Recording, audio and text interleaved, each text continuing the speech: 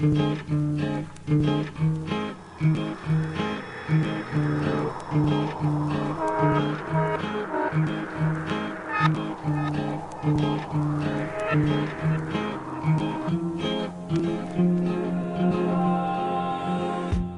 ver, hay una teoría que me parece muy bella y no es mía, sino últimamente mucha gente lo ha recogido.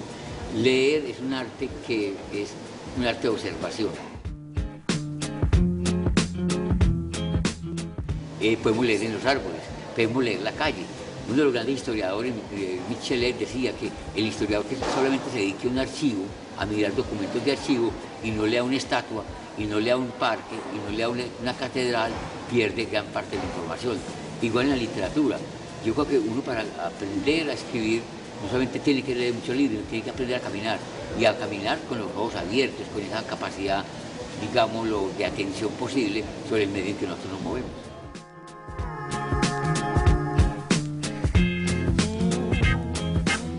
El líquido amniótico colgado de un cordón umbilical, ese corte tan fuerte, ese espasmo de vida que a veces con una palmada que le pegan al médico, o que ahora en partos naturales es distinto, pero ese momento de esa salida, de esa piscina amniótica al mundo de la afuera, es una lectura.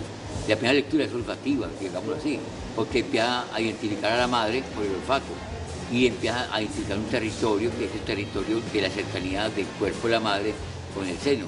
Pero esa lectura del mundo te va convirtiendo cada vez en una burbuja más amplia. De esa lectura del mundo está la cuna, de la cuna el cuarto, y del cuarto la casa, y de la casa la calle, y de la calle el barrio, y del barrio la ciudad, y de la ciudad un país, y todo un territorio. O sea, usted cada vez va ampliando más la burbuja.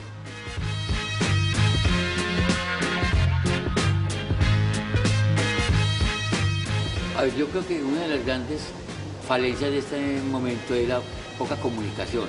La gente puede escribirse mucho en un chat y puede hacer muchas maromas con el internet, pero se comunica poco, o se comunica pobremente, o sea, sin metáforas, sin imágenes, sin toques de creatividad y sin un buen sentido del humor, porque también el sentido del humor es importante. Entonces, cuando se pierde un poco eso, se vuelve una cosa muy lineal, muy empobrecida. La literatura sirve para eso, para encontrar personas con las cuales puede uno interactuar de una manera mucho más creativa.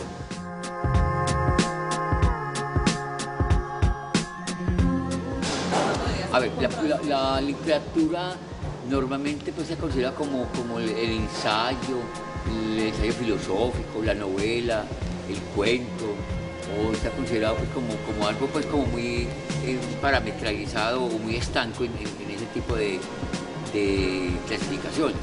La poesía como que suelta un poco de ese asunto, pero yo creo que también es una clasificación muy pobre. Pero la poesía inicialmente se suponía que venía en verso, y en versos en decasílabos, o en sonetos, o en alejandrinos, que eran los clásicos. Pero hoy en día la poesía ha reventado todos los esquemas y hoy en día hay mucha poesía que no está obedeciendo a esos cánones. Es mucho más una poética que viene mucho más como el desarraigo del existencialismo humano, de las preguntas por las relaciones interpersonales, por la angustia por el planeta mismo, y que se crea en términos no gramaticalmente estrictos, sino como más bien del sentimiento profundo del ser.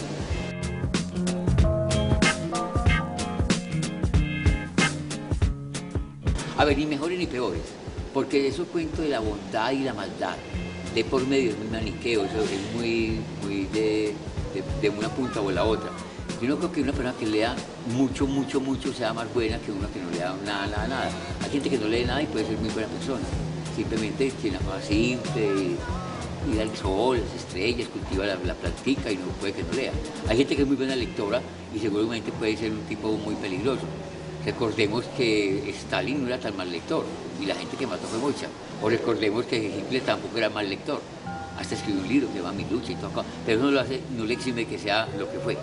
Pero la lectura sí convierte a la persona en una fuente creativa mucho más grande y puede lograr, independiente de su moral, su política, su religión, puede lograr despertar mucho más capacidad de ser consciente frente al mundo que vivimos.